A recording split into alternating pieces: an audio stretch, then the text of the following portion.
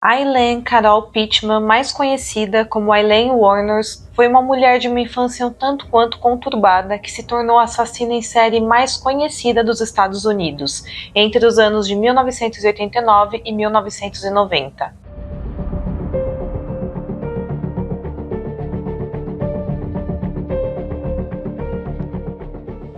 Olá, eu sou a Giovanni e esse é o canal Caixa de Pandora. Para quem é novo aqui, já chega e se inscreve no meu canal e deixa um like aqui no meu vídeo para me ajudar na divulgação. O canal ainda é pequenininho, então eu preciso muito da ajuda de vocês. Então não se esquece de deixar um like aí para mim, deixa um comentário também dando uma sugestão de caso para eu trazer aqui no canal. Então é isso, fiquem comigo até o final do vídeo e bora pro caso de hoje. Aileen nasceu em Rochester, em Michigan, nos Estados Unidos, no dia 29 de fevereiro de 1956, filha de Diane Wuornos e Leo Daley Pittman, que casaram 2 anos antes dela nascer. Aileen era a segunda filha do casal, ela tinha um irmão mais velho chamado Keith, nascido em fevereiro de 1955. Quando Aileen nasceu, seus pais eram adolescentes, sua mãe, por exemplo, tinha apenas 15 anos e eles já estavam separados. Aileen nunca chegou a conhecer seu pai porque quando ela nasceu, ele já estava preso por ter estuprado e assassinado uma menina de 7 anos. Ele foi considerado pelos médicos que o examinaram durante seu julgamento como um sociopata. Ele era um homem que sempre se mostrou ser bastante violento. Quando Aileen tinha apenas 4 anos de idade e seu irmão 5 anos, a mãe deles, por não ter paciência com o choro das crianças, decidiu os abandonar, os deixando aos cuidados dos avós maternos, chamados Laurie e Britta Wuornos. Quando Aileen tinha 6 anos, ela estava brincando com seu irmão com o fluido de um isqueiro e acabou queimando seu rosto. E por causa disso, seu rosto acabou ficando com marcas de queimadura. Segundo a própria Aileen, aos 11 anos ela começou a praticar atos sexuais, às vezes com seu próprio irmão, em troca de comida e drogas. Desde a escola, os professores perceberam que a Aileen tinha problemas de comportamento e aconselharam que ela deveria receber tratamento. Porém, a sua família nunca se importou muito com isso. Leo Pittman, o pai de Aileen, enquanto estava preso, cometeu suicídio em 1969, se enforcando em sua cela. Aileen nunca o conheceu. Durante sua infância, ela foi abusada sexualmente por seu avô. É dito que ele a obrigava a tirar a roupa para cometer os abusos e depois a espancava. Em 1970, com 14 anos, Aileen engravidou. Porém, não tem como saber de fato quem era o pai da criança, mas há quem diga que ela havia sido estuprada também por um amigo do seu avô e por isso acabou engravidando. Já outras pessoas dizem que ela engravidou do seu próprio irmão, com quem tinha relações sexuais desde muito nova. Após dar à luz, ela entregou o bebê para adoção. Algum tempo depois, ela largou a escola e sua avó morreu. Assim que sua avó faleceu, sua mãe a chamou para morar com ela, mas tanto Aileen como seu irmão recusaram o convite. Então, nessa época, os irmãos ficaram morando com o avô, que era um homem violento e que abusava de Aileen. Por causa da vida conturbada em casa, ela passava muito tempo na rua. Ela roubava, se prostituía, pedia caronas e usava drogas. E em 1971, aos 15 anos, por causa desses comportamentos, seu avô a expulsou de casa. E então ela começou a se prostituir com mais frequência para conseguir sobreviver. Ela costumava usar alguns nomes falsos e um deles era Sandra Crate. Ela foi presa com esse nome falso em meados da década de 1974 no condado de Jefferson, no Colorado, por dirigir alcoolizada, por conduta desordeira e por ficar embriagada em público, e também por ter atirado em um veículo. Depois dessa prisão, Aileen foi para a Flórida, onde chegou a morar em uma floresta nesse meio tempo, porque ela não tinha onde dormir. Depois ela fez de casa um carro abandonado, onde dormia. E é dito que quando ela não estava se prostituindo, ela estava se drogando constantemente. Aileen continuava naquela vida conturbada de roubo, prostituição, noitadas e muita bebida, e quando tinha por volta de 20 anos de idade, Aileen conheceu um homem chamado Leos Gretz Phil, um homem mais velho, de 69 anos, rico e dono de um yacht club. Ela o conheceu em uma das vezes em que ficava pedindo carona na rua. Então eles começaram a se relacionar e acabaram se casando em 1976. Lewis era um homem rico, como eu falei, e se apaixonou muito rápido por Aileen, que era bem nova para ele. Então juntou a vontade dele de ter uma mulher nova ao seu lado e o desejo de Aileen de uma estabilidade financeira. Porém, ela não mudou muito sua forma de viver. Ela continuava saindo muito, não parava em casa e continuava se envolvendo em brigas de bar. Em uma dessas ocasiões, ela acabou sendo presa. Ela também era uma pessoa bastante agressiva, talvez pelo seu histórico de vida, e em uma ocasião chegou a bater em seu marido com a bengala que ele usava. Ele alegou ter ficado bastante machucado por causa da agressão e então pediu o divórcio. E também uma ordem de restrição contra a Elaine. Tem fontes que dizem que Lewis pediu o divórcio após ela ser presa e outras fontes dizem que na verdade ele pediu o divórcio por conta de Aileen o ter agredido. O fato é que o casamento dos dois durou apenas 9 semanas. Por causa disso, em julho de 1976, ela teve que voltar para Michigan, onde foi presa por agressão e por ter jogado uma bola de sinuca na cabeça de um bartender. No mesmo mês, seu irmão, que tinha 21 anos na época, morreu de câncer no esôfago. Pela morte do seu irmão, Aileen recebeu $10 mil do seu seguro de vida. E finalmente seu casamento foi oficialmente anulado. Com o dinheiro que recebeu do seguro de vida, Aileen pagou uma multa por dirigir embriagada e também comprou um carro, mas acabou sofrendo um acidente por estar novamente dirigindo bêbada. Algum tempo depois, seu avô cometeu suicídio. Então, de acordo com o histórico de vida de Aileen, ela teve uma infância muito difícil e uma adolescência muito conturbada, com muitos abusos sexuais, usando muita droga, sempre envolvida em brigas de bar e chegou até ser presa algumas vezes. Após esses fatos, a Elaine voltou a viver na Flórida e como o dinheiro do seguro do irmão dela tinha acabado, ela voltou a roubar. Em 1981, ela estava muito apaixonada por um namorado que ela tinha arrumado, mas eles acabaram terminando e por causa disso ela queria tirar a sua própria vida. Em 20 de maio de 1981, a Elaine ficou bêbada porque estava muito depressiva com o término do namoro e então ela decidiu comprar uma arma e tentou assaltar o mercado usando apenas biquíni. Ela foi detida em Edgewater, na Flórida, por assalto à mão armada. Ela foi presa em 4 de maio de 1982 e liberada em 30 de junho de 1983. Um ano depois, ela foi detida por usar cheques fraudados e em novembro de 1985 se tornou suspeita no roubo de um revólver e de munição no condado de Pasco. Em janeiro de 1986, ela foi presa novamente sob o nome falso de Lori Grode por roubo de carro e obstrução da justiça. A polícia de Miami encontrou um revólver e uma caixa de munição no carro roubado. No mesmo ano, ela foi detida novamente por apontar uma arma para o seu cliente e exigir dinheiro. Isso teria ocorrido durante um dos seus trabalhos como garota de programa. Nessa mesma época, aos 30 anos, a Elaine começou a frequentar bares para o público gay. Lá ela conheceu o que seria a sua alma gêmea. A Elaine conheceu Tyra Moore, de 24 anos, nesse bar em Daytona Beach. Elas começaram a namorar e logo foram morar juntas. É dito que elas eram bem intensas e inseparáveis. Logo quando começaram a morar juntas, Tyra, que trabalhava como camareira de um motel, pediu demissão. E quem sustentava a casa era a Elaine, que conseguia seu dinheiro com prostituição e também com assaltos e furtos. Em determinado momento, o dinheiro que a Elaine ganhava com prostituição não estava sendo suficiente para sustentar as duas. Então elas decidiram que a Elaine deveria começar a roubar seus clientes e depois matá-los, para que não corresse o risco deles denunciarem ela. Elas então pegariam os pertences das vítimas e venderiam em lojas pela Flórida. Foi em 1989 que a Elaine começou sua série de assassinatos. Richard Mallory era um proprietário de uma empresa de reparos eletrônicos localizado em Clearwater, na Flórida. Ele tinha 51 anos de idade. É dito que ele costumava beber, sair com garotas de programa e era um homem meio paranoico. Achava sempre que alguém estava o perseguindo. Ele costumava desaparecer por vários dias e não aparecer para trabalhar. E depois é dito que ele voltava como se nada tivesse acontecido. Então, quando ele desapareceu, ninguém ficou preocupado, porque isso já fazia parte do comportamento dele. Até que seu carro, um Cadillac ano 1977, foi encontrado alguns dias depois fora de Daytona. E foi aí que as pessoas próximas dele perceberam que algo poderia estar errado. Alguns dias depois, dia 13 de dezembro de 1989, 2 jovens estavam procurando sucata ao longo de uma estrada de terra, perto da estrada interestadual 95, no condado de Volusia, na Flórida. Lá eles encontraram um corpo enrolado em um tapete de borracha.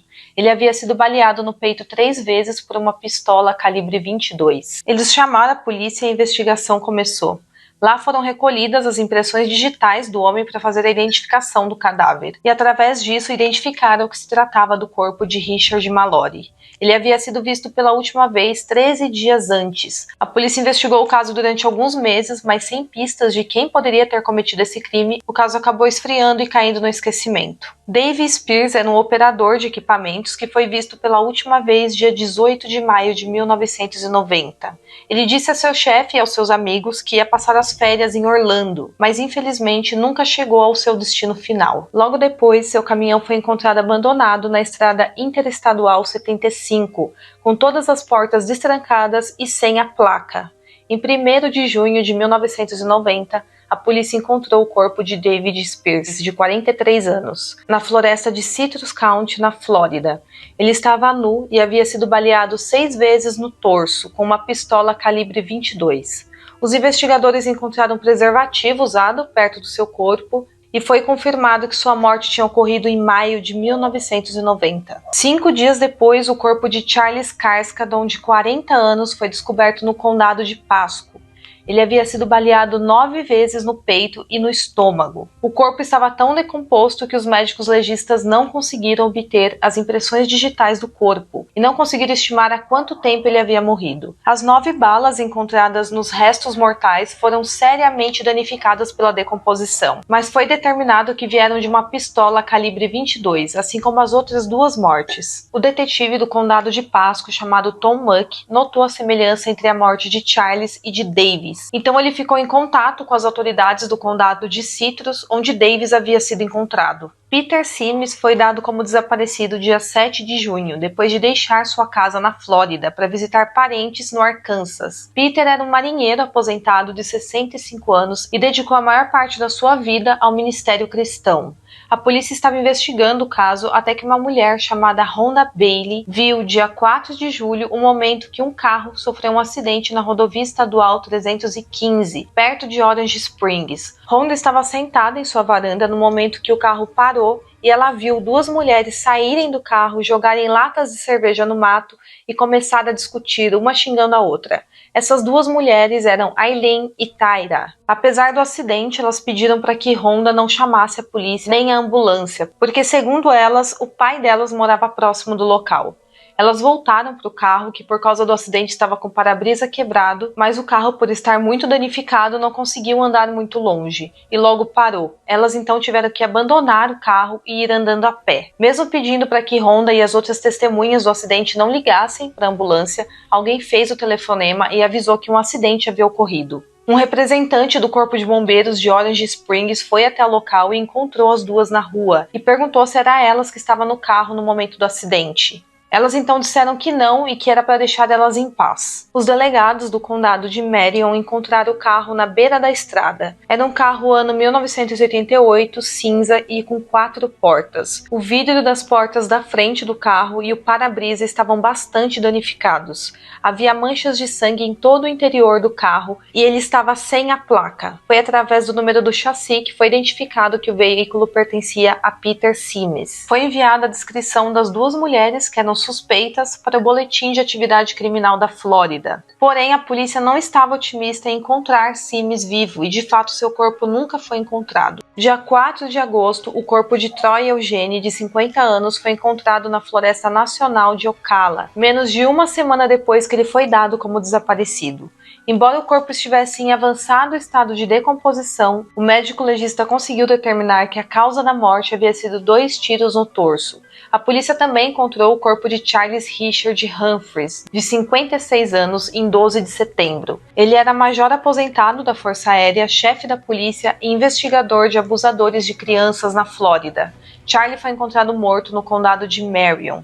O corpo estava completamente vestido e havia sofrido vários tiros na cabeça e no tronco por uma arma calibre 22. O carro de Charlie foi encontrado mais tarde no condado de Suiane. O corpo parcialmente despido de Walter Antônio, de 62 anos, foi encontrado em 19 de novembro de 1990 em uma parte remota do condado de Dixie. Ele havia sido baleado 4 vezes nas costas e na cabeça. O carro de Antônio foi encontrado 5 dias depois no condado de Brevard. Após a descoberta dos corpos, todos em lugares próximos e mortos da mesma forma, para a polícia ficou claro que possivelmente se tratava de um assassino em série à solta. Como eu falei, todos os homens foram mortos por um revólver calibre 22. Com exceção do corpo de Peter Sims, que nunca foi encontrado, todos foram localizados dentro ou perto do carro deles. E Aileen costumava, depois de assassinar as suas vítimas, roubar seus pertences, como por exemplo um barbeador elétrico que ela roubou de Richard Mallory, as ferramentas que ela roubou de David Spears e o cacetete de Walter Antônio. A essa altura, as autoridades já buscavam por um possível serial killer,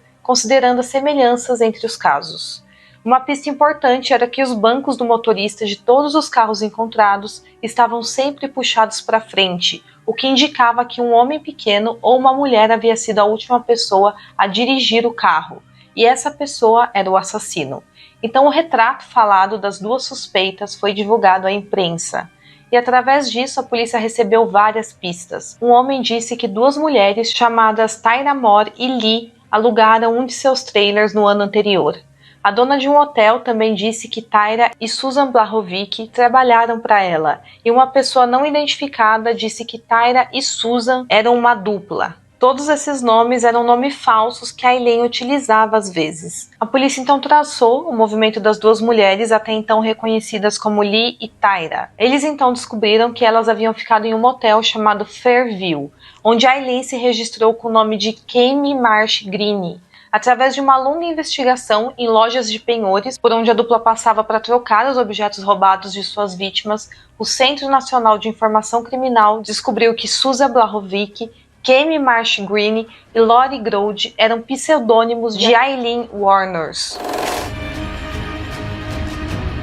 Em 5 de janeiro de 1991, a polícia colocou investigadores disfarçados de traficantes em alguns bares da Flórida. Eles então finalmente encontraram Aileen em um desses pubs na Flórida. Como não tinha provas o suficiente contra ela, o policial disfarçado queria ganhar a confiança dela e então conseguir sua confissão. Porém, o policial não obteve sucesso na sua missão. 4 dias depois, no dia 9 de janeiro, com receio de Aileen fugir e sumir do mapa, levaram ela presa como suspeita. Na ocasião, ela estava com uma maleta, e dentro da maleta foi encontrado um recibo de um depósito utilizado para guardar os objetos roubados.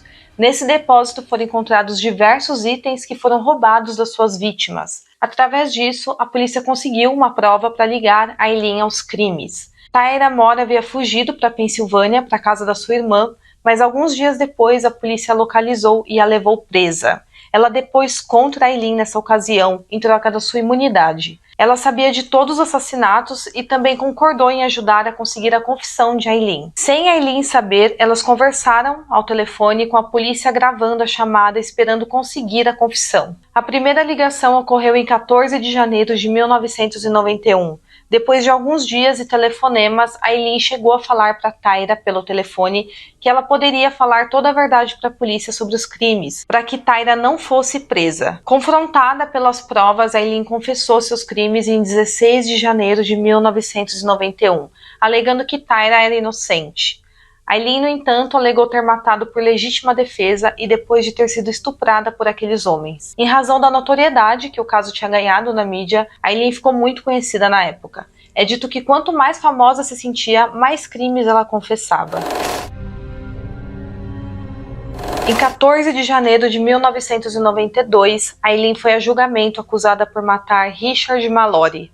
As provas da acusação eram sólidas. No tribunal, Tyra testemunhou contra Aileen, dizendo que a namorada era muito fria ao falar do assassinato de Richard. O testemunho de Tyra foi uma surpresa para Aileen, que se sentiu bastante traída e muito decepcionada com a sua comparsa e agora ex-namorada. A defesa de Aileen usou a estratégia de declarar que ela era mentalmente doente, sofria de transtornos de personalidade e que sua infância conturbada arruinou qualquer chance de normalidade na sua vida adulta. Porém, as evidências dos outros crimes foram usadas para demonstrar o padrão de comportamento de Aileen.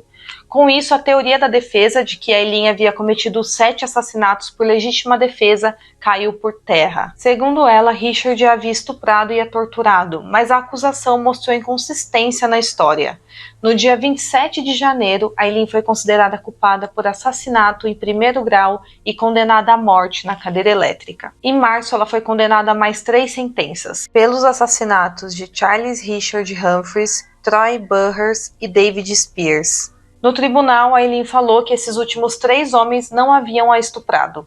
Em seguida, se declarou culpado pelo assassinato de Charles Carskadon, e em fevereiro de 1993, ela declarou que matou Walter Antônio. Aileen não foi condenada pelo assassinato de Peter Sims, porque seu corpo nunca foi encontrado. Ao todo, Aileen Wuornos foi condenado a 6 penas de morte. Ela pediu perdão para a família das vítimas e disse que se arrependia dos crimes que cometeu. Depois de um boato que surgiu de que a polícia sempre soube dos crimes de Aileen e apenas postergou sua prisão para deixar ela matar mais e então ter uma história de uma serial killer para virar livros e filmes sobre sua vida e lucrar com isso, as pessoas passaram a duvidar da culpa de Aileen e organizaram protestos pedindo um novo julgamento. Muitos defenderam Aileen naquela época. Em 2001, ela pediu à Suprema Corte da Flórida a demissão de seu advogado e suspensão dos seus recursos, dizendo que matou todos aqueles homens e mataria de novo. Seu pedido não foi levado em consideração. A execução de Aileen Wuornos aconteceu em 9 de outubro de 2002. Ela faleceu às 9h47 da manhã. Ela recusou o direito de ter uma última refeição, que não poderia exceder a $20, e optou apenas por um café antes da sua execução. Aileen Wuornos foi a 10ª mulher a ser executada nos Estados Unidos e a 2ª na Flórida desde 1976, quando a Suprema Corte restaurou a pena de morte. Seu corpo foi cremado e suas cinzas espalhadas debaixo de uma árvore por uma amiga de infância, no estado de Michigan. Segundo seu desejo, as cinzas foram espalhadas enquanto a música Carnival de Natalie Merchant tocava. I'm prepared. I'm all right with it. I'm all right with it, but like I said, remember, let them know that I know that the cops knew who I was. After Richard Mallory died, I left prints everywhere, and they covered it up. And let me kill the rest of those guys to turn me into a serial killer. I know they did, because I was no professional serial killer or anything, murderer, or whatever you want to call it, you know. Bom, pessoal, esse é o caso de hoje. Espero muito que vocês tenham gostado do vídeo. Não se esqueça de curtir e de se inscrever aqui no meu canal. Deixa um comentário falando o que você achou do vídeo de hoje. Eu espero muito que vocês tenham gostado e até o próximo caso.